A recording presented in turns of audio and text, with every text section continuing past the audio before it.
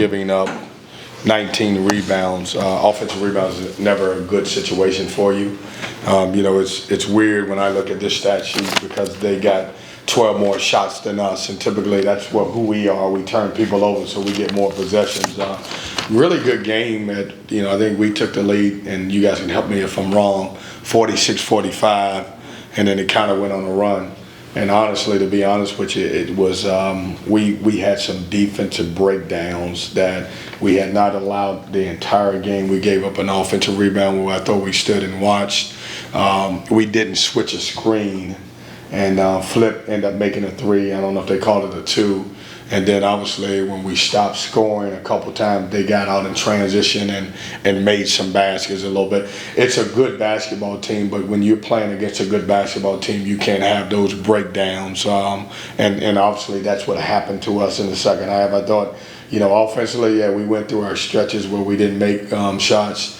DJ Burns was really good tonight. I really wanted to win the game because of the way he played.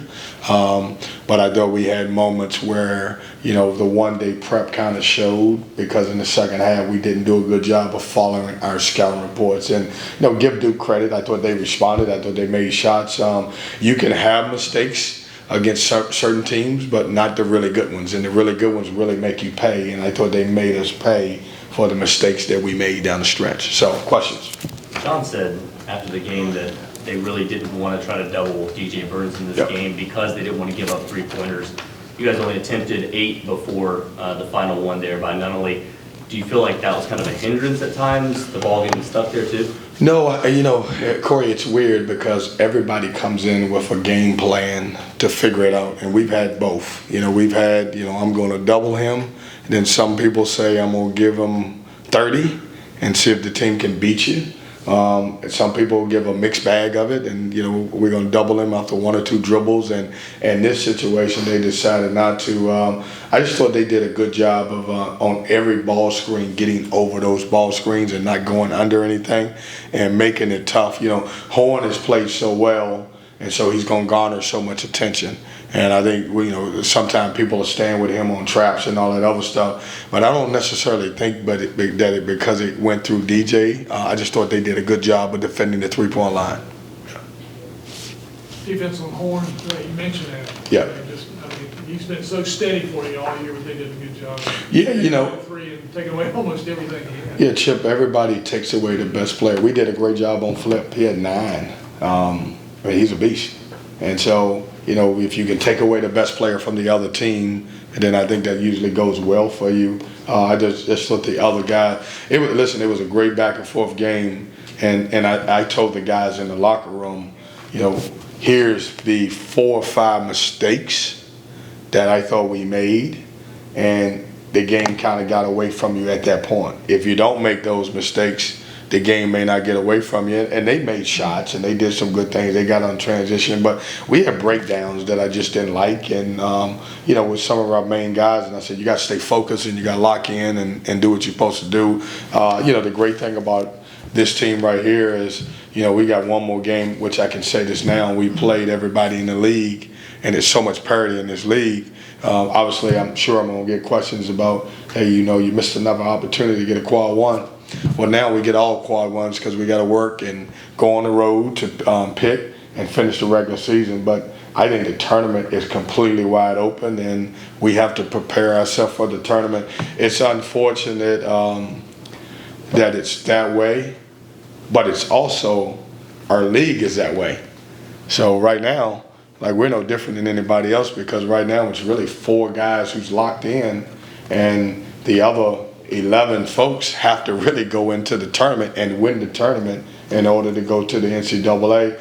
And that's a shame because, some of our teams we should be having 7 or 8 teams that are comfortable going into the tournament.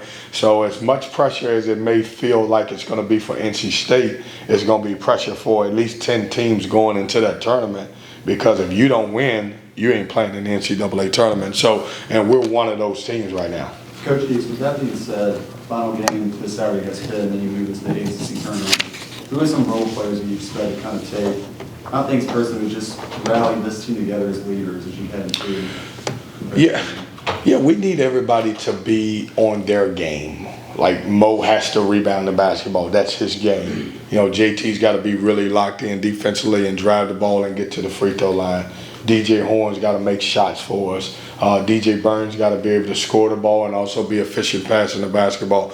Michael has to be solid. We don't need anybody to be anyone else. We just need the best version of them. And it's one of those things, man. You gotta. You know, when you get into that the ACC tournament, I did it for 3 years at the mid-major level where you knew that you had to win the tournament in order to go. You know, my last year at UNCW, we'd won 28 games. And all I'm thinking about all day going into that, if I don't win my 29th game, I'm not going to the NCAA. So I think in our situation, not just only us, it's 10 teams that's going to have this conversation. Like, we got to get hot and get hot at the right time, and we got to try going there and win that tournament. That's the way it's going to happen, you know. Is it deflating as a coach to kind of be in the mix of these good teams for 30, 35 minutes and then just have it kind of unravel there at the end? Yeah, I don't know that the word is deflating. You know, our guys are really, competing at a high level. If you saw the game, you wouldn't think that it was, the score was what it was. Yeah. They kind of got away at the end. We played with the best of them. We've beaten, 3 or 4 teams that's at the top of our league. And so, and here's the crazy thing is, so is a lot of other teams.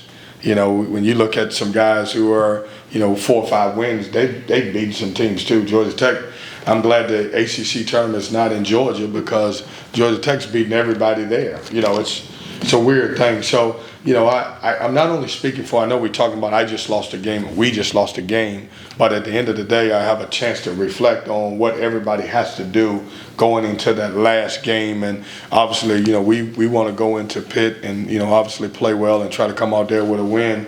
And then our mindset has to be, you have to win the tournament. And like I told you guys, the unfortunate thing is that it's a bunch of guys that are sitting in our same situation.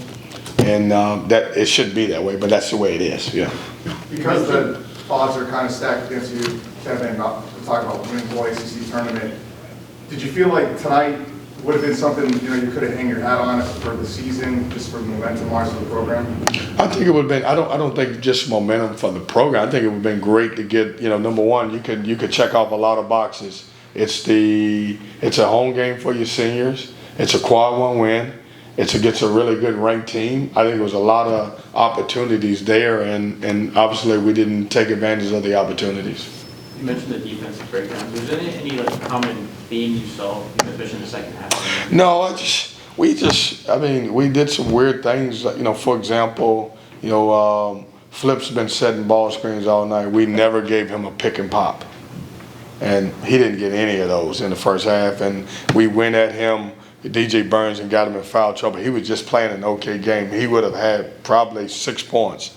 And we had 2 where all of a sudden we blew the screen up and now 2 guys are on the ball and they just throw it back to him for a shot. And we talked about that at the end of, at the end of the game. I stood down and we talked for about 10, 15 minutes. I'm sorry to make you guys wait, but one of the things that we talked about is like at this point you got to become mistake free, because what happens is as we get down the stretch, the more mistakes you make, your opportunity, you're going home. And that's what happened to us. We made some mistakes that we shouldn't have, and we will get back on Wednesday. We'll take off tomorrow. We'll address those and try to limit the mistakes that we made down the stretch. And those are not winning plays, and we got to figure out how to make winning plays the entire game, not 30 minutes of the game. How much of an impact did Sean Stewart have? He seemed like he gave Duke a big boost.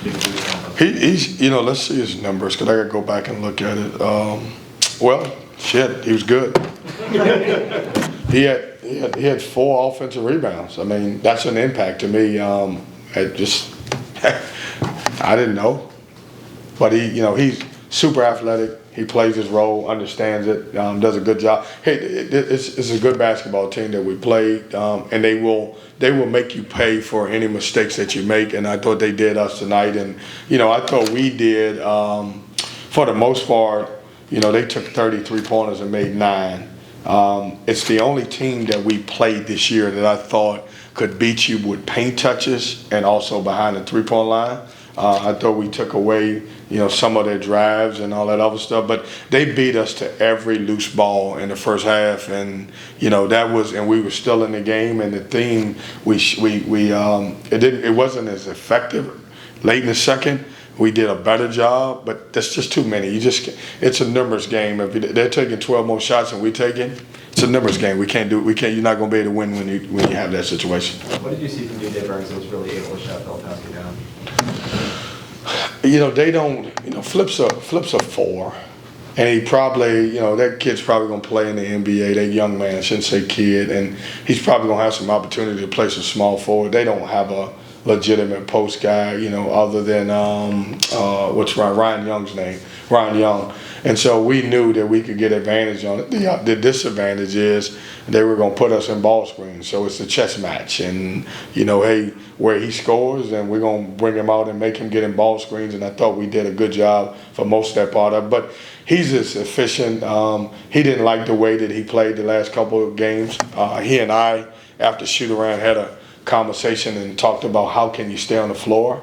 And I was like, will you stop just slapping down on every guard that drives? I mean, he's trying to rake every guard, and that's just not a good thing. And so the reason why he hasn't played well is because he couldn't be on the floor because he's fouled so much. And we need him as an inside out threat because he can pass the ball and all that other stuff. They did a good job of taking away two of the guys who have played well, which was DJ Horn and also Jaden Taylor. Jaden Taylor had played well, and I didn't think he played particularly well this evening. Yeah. Coach, obviously with this being the final home game and not the result you guys wanted, even with the effort that everyone gave, it felt like tonight. What's your coaching mindset in terms of getting these guys ready for obviously the final regular season game and the potential final stretch of the season?